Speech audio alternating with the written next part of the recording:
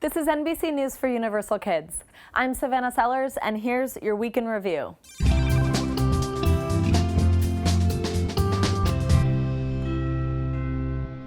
Modern technology uncovering secrets of the past. With the help of technology that NASA uses in space, researchers in Israel are reading and preserving the historic Dead Sea Scrolls. The Dead Sea Scrolls are some of the earliest written parts of the Bible. They were written on parchment paper almost 2,000 years ago and were completely hidden in desert caves until 1946. It's like opening the oldest Bible in the world. The paper is so old and fragile that many letters and words can't be seen, and the researchers studying them can't understand the whole story. It's kind of like they're putting together a puzzle, but some of the puzzle pieces are invisible. So they're using a process that NASA designed to help astronauts see things in the darkness of space. With light, a camera, and a special computer, words that were completely faded or covered in dirt can be seen again. I took this small box, which had what looked like garbage in it, and all of a sudden I find words that I recognized. They'll continue to use this technique to read, understand, and save an important window to the past. China's historic landing on the far side of the moon. We can't see the far side because it never faces Earth. It faces the rest of the solar system. The far side has a thicker crust with more deep craters than the near side, the side that faces Earth. Sometimes it's called the dark side of the moon, but it's not always dark. It gets day and night just like the near side. It's one small step for man.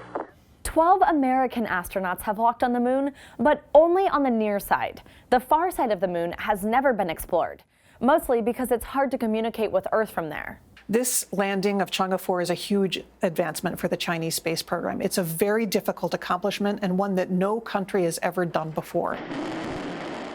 China's space probe landed in the oldest and deepest crater on the moon. Since the crater is so deep, scientists hope to learn something about the inside of the moon.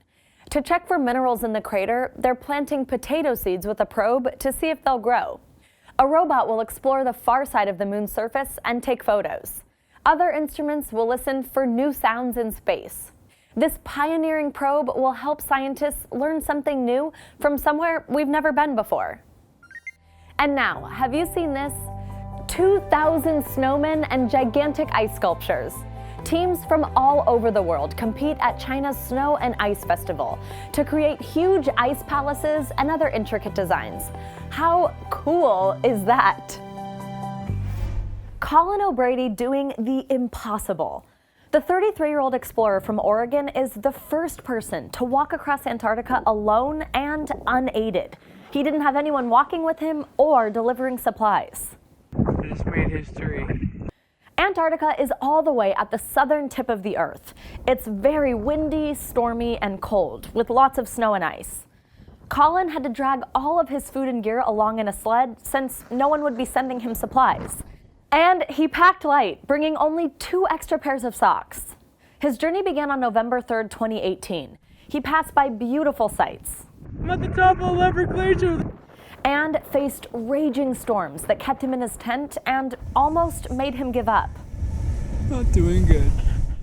But he kept going for 54 days, completing the 932-mile trek on December 26th. That's like walking the length of the Grand Canyon 3.5 times. I'm just riding high right now. Back home, Colin is sharing his story to inspire others. This is not just about me. I want to share this with other people to inspire them to achieve their impossible. When they want to dream big, that what they set their minds to, as they work towards it, they can achieve anything. Congratulations, Colin. And now, have you seen this? Blink and you'll miss 12-year-old skier Kai Jones shredding the slopes.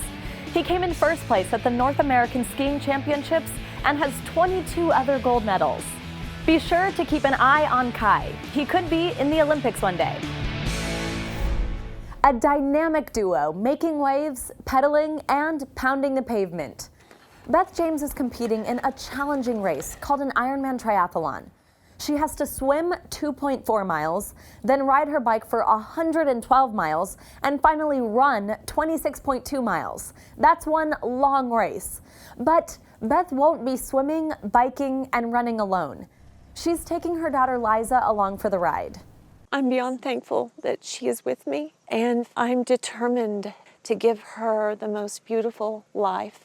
The family was in a bad car accident when Liza was 6, and she can't talk or walk because of her injuries. Beth took Liza out for runs in her wheelchair, and her daughter loved every minute of it. After competing together in shorter runs and triathlons, Beth felt like they could do anything, even a race as long as an Ironman.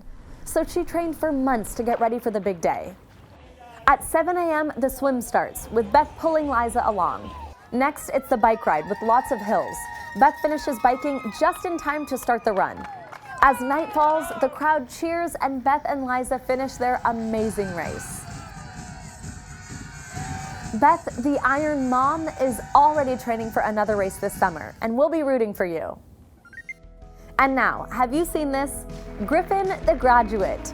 Griffin the service dog attended every class with his owner Brittany, so he just had to attend graduation in cap and gown. That's your look at this week's NBC News for Universal Kids. Now go join the conversation.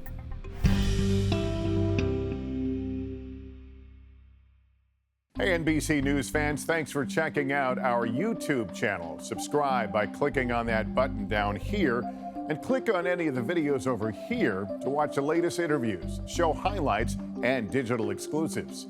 Thanks for watching.